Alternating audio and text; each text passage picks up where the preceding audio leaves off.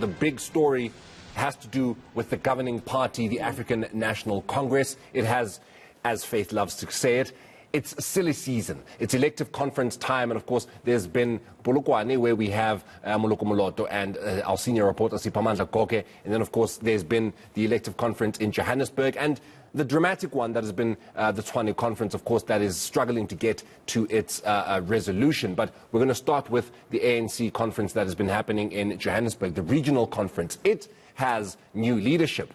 Data Morero has been elected as the chairperson, beating Eunice Mqina by just 10 votes. Voting took place overnight after a late start yesterday. So we have our reporter, Ulindo Guhle Ulu, who joins me now from, of course, that conference. Lindo Guhle, a very good morning to you. So, of course, you were at a dramatic Ekurhuleni conference the last time we had a conversation that had to do with the ANC. Talk to us about what took place at Johannesburg. What was somewhat a more peaceful conference? Well, the region of Johannesburg, the ANC, that is, has been able to, host a very relatively peaceful conference in terms of, their proceedings. In fact, the person who opened this conference was the provincial chairperson, that is Ubaba David Makura, who essentially came here to say, so far so good, well done to Johannesburg for holding what he knows as the normal conference of the ANC. We did not see a lot of security as far as police are concerned, or even private security. There was no one wielding a gun outside here to ensure that some people stay outside. It was a conference that was relatively peaceful and off to a peaceful start. And I can tell you that after that, the Premier, David Makura, who is also the chairperson of the ANC, spoke about issues of saying that this conference must not only focus on leadership, it must focus on issues that are faced by the ANC, including regaining governance in the city of Johannesburg, as well as forging unity in terms of the new leadership that would then be elected. I can tell you that in the early hours of the morning at around 4 a.m., we started receiving those messages to say that these are the people that have emerged in terms of the new leadership top 5, and the leader of that particular top 5 will be Data Morero. He has been confirmed as the new chairperson. Of course, you rightfully said that Eunice Mqina lost out to Data Morero with just 10 votes, and that is the result as far as the chairperson position is concerned. But there are other positions like Simon Mata, who took over as the deputy chairperson. We know that Loyiso Masuku as well took over as the regional secretary, or the deputy regional secretary of the ANC. So they have elected their new leadership. But I can tell you that there is a lot of things or connotations that comes with this new leadership. First of all, it's a leadership that must take Johannesburg, regain the city of Johannesburg. As far as governance is concerned, they said that they are ready to actually do that, but their task will be to unite this particular leadership, unite the delegates of the ANC, go to branches and have a road show that they are going to go and try to forge unity. And one of the things they have told us is that, this slate is not a slate that would have been a clean sweep. The likes of Loyiso Masuku, I can tell you, were on the slate of Eunice calling for women to actually be the ones that are leading this particular region. But now she's been elected as the deputy regional secretary of the ANC in a slate where there is a leader that she was not lobbying for. So one of the things we have been told by the ANC in this region is that before they focus on anything, they will be trying to ensure that there's unity within themselves before they even try to regain the city of Johannesburg as far as governance is concerned in this municipality. Kabashe, for those who may not know, what does Data bring? That's one question. The second becomes, in whose camp is he? Is he CR22? Well, let me just say, in terms of the track record of Babu Data Morero, he's been serving as the regional secretary of this particular municipality of the ANC in Greater Johannesburg region. So he has a wealth of knowledge in terms of the runnings, because he's been working with the leaders that have passed away, the likes of Geoff Makubo, Jolie D. Matongo. He was the one that announced that Jolie D. Matongo would be the candidate to take over from Geoff Makubo. He, in fact, had to do that again when Jolie D. Matongo passed away, and actually announced that the next person would then be Mpho Mwerane. So he was the one who was part of those processes of handpicking these leaders to take the ANC forward when it came to some of the some of the unfortunate events that they had suffered. But I can tell you, in terms of what he brings to the table, he is one person who's always said that he's worked within the ANC, he's risen through the ranks from the branch, from the branches of the ANC, working in the branches, but also during the liberation struggle, he was one of the people that was playing a key role to fight the apartheid. But in terms of his alliance, so far what we've been able to ascertain from him is his alignment with the provincial candidates of the ANC, and he's been speaking about the Adiwele faction, that is of course Lebogang Maile. So I can tell you that the focus of these regions is in fact to actually move towards the provincial conference. They will be lobbying for those that they believe should be taking over as a provincial chairperson, the likes of Panyaza Lesufi and the likes of Maile, and he himself has said that at this moment he seems to be aligned with Maile, but all of those may change because it's a changing, like Faith likes to say, it's a very silly season. So there are discussions in the background in terms of what is happening. But for now, what we've been able to ascertain from him is that he is in fact aligned to Lebogang Maile to take over as the chairperson of the province. So the focus for many regions, the 5 regions within the Gauteng province, they are focused on that provincial conference where they'll be really lobbying for some of the leaders such as Panyaza Lesufi as well as Maile to try and take over the provincial chairpersonship, and then they'll be able then to forge or form some sort of stature in terms of how they move forward to that national conference. So a lot of people are mum about who they are with when it comes to issues of a national conference, but they are very vocal about who they support when it comes to the provincial aspect of things. All right, it'll definitely be very interesting to see where these people who are being elected at regional and provincial level are going when it's national time. Thank you very much to Ulin Ulu. Of course, he is out at the ANC regional conference for Johannesburg. But of course, there is another one that is happening just across town. Faith? Absolutely. We're talking about the nominations for the Tshwane ANC leadership that are expected to be announced today.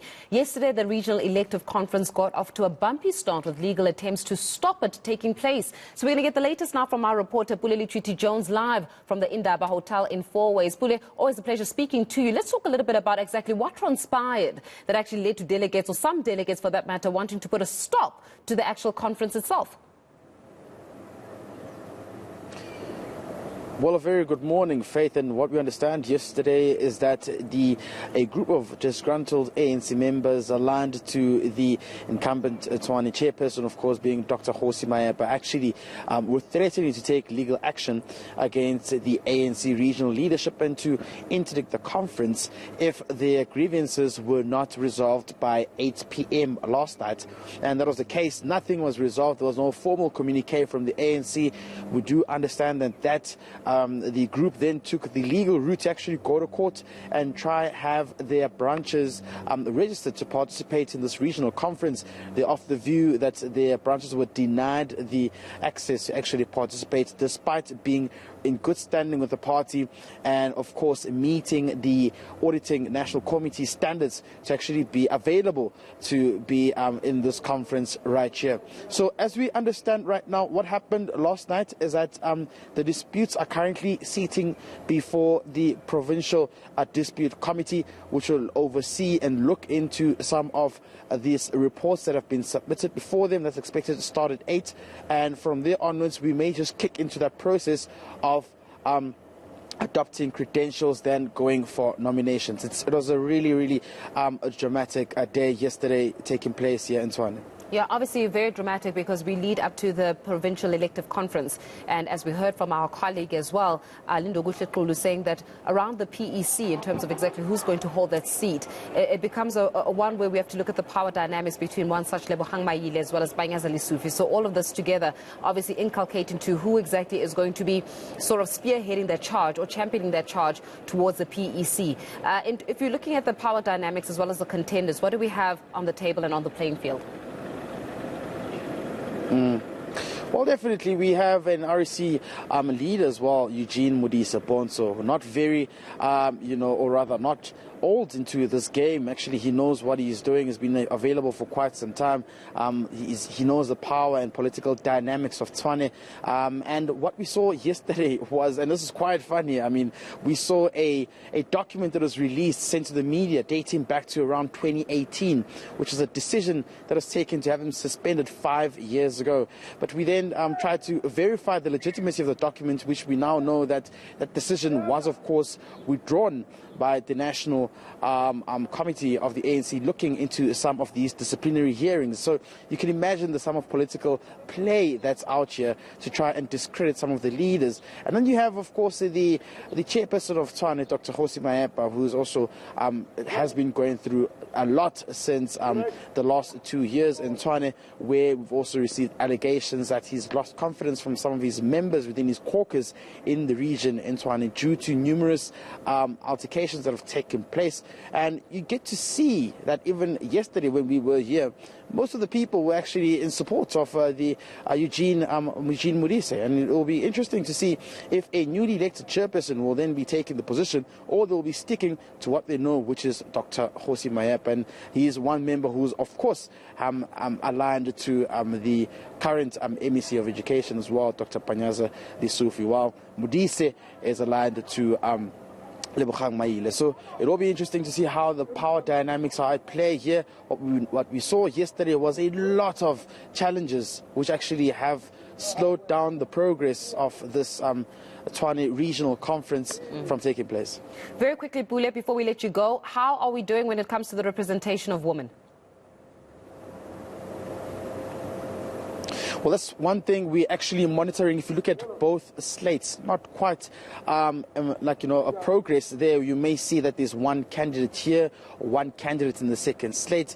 We will see how the ANC actually now discusses that through their nomination processes, and of course this adaptation of credentials. I mean, you'd remember just one of the policies the ANC made as well through their Nasrec resolutions. There should be at least 50% representation of female candidates.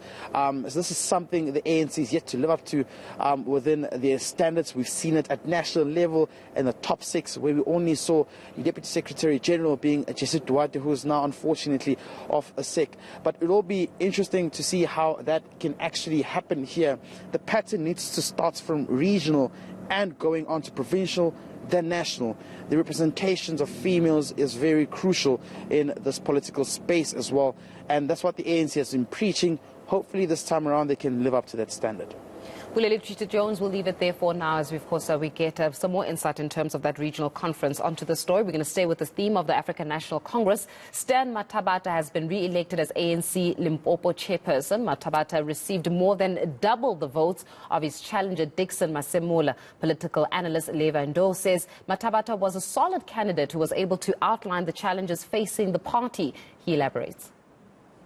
Stan Mathabatha has a very good history as an administrator and as a leader of government. Before he joined government, Stan Mathabatha was running a Limpopo Development Corporation, and he was doing an excellent job. And when he came into the provincial government, you had a number of state departments that were put under administration because of poor performance. And when Stan Mathabatha came in, most of the things started to change. In his political report yesterday, he was, in my view, able to create a clear balance between politics of the ANC in the province and the role of the politicians in the administration of the province. And he was able to outline the challenges that are facing the ANC and what the ANC is trying to move towards in dealing with those issues. Now, following a clean sweep by chairperson Stan Mathabatha as he was elected for a third term, the ANC Limpopo Elective Conference comes to a close today. No drama, very refreshing. President Cyril Ramaphosa is expected to deliver the closing address in Polokwane. The region has publicly endorsed him for a second term as ANC president. Of course, this going into the December National Conference. Our reporter, Muluku Moloto, who's been following this for us throughout the weekend, is in Polokwane, and he joins us now, of course, to just give us the details as to what has been happening Ramoloto, a very good morning to you. So let's just start with just the lay of the land. You know, obviously today the highlight will be what the incumbent ANC president is expected to say. We of course expect him to give his congratulatory messages to the leadership that has been elected. We are of course expecting to hear a bit more just as what is going to be happening from the party itself in Limpopo. But just give us what Sunday looks like. Good morning, Morena and Faith. Indeed, today being Sunday really is the last day of this three-day provincial congress of the ANC in Limpopo. Well, the weather really is perfectly agreeable.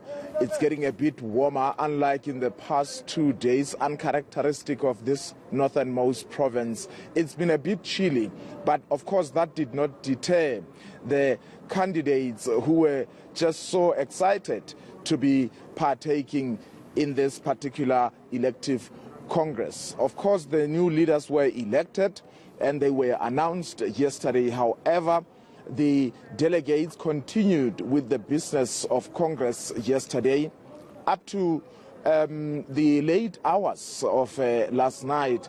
The two important things really that they were doing included the commissions wherein they were deliberating on issues, policy issues, renewal of their organization, but also they then went on to nominate the additionals.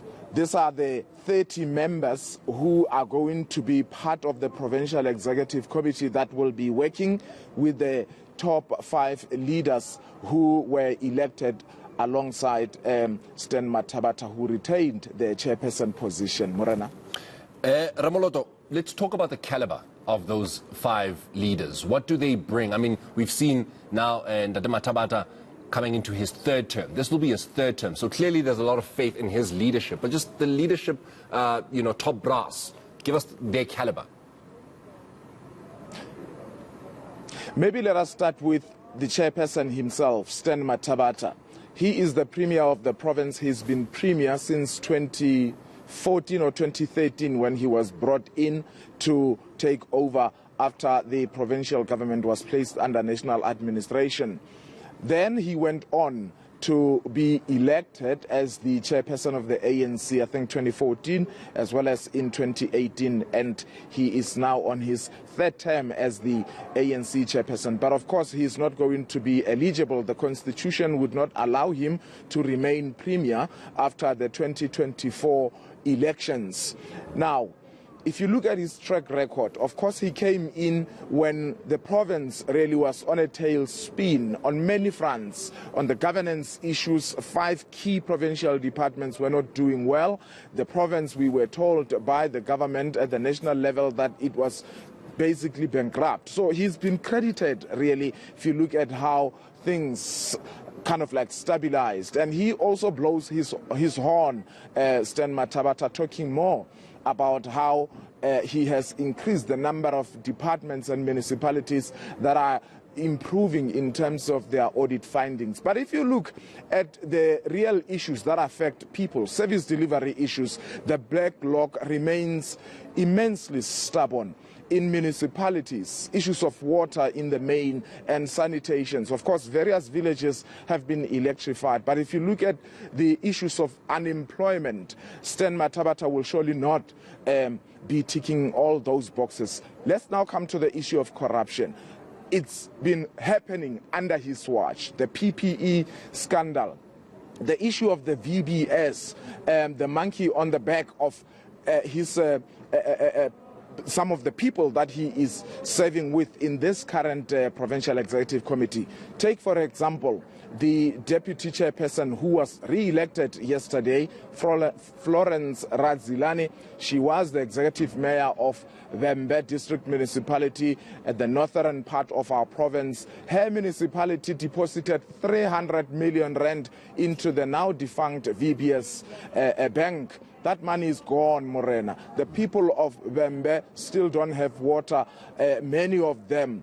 And she was forced to leave or resign. However, she's been rewarded, of course. She retained her position as the chairperson of the ANC. She remains now a member of the provincial legislature. Of course, she's not an MEC. The other person who was elected into this provincial executive committee as the treasurer of the province is Ms. Nakedi Sibandakekana.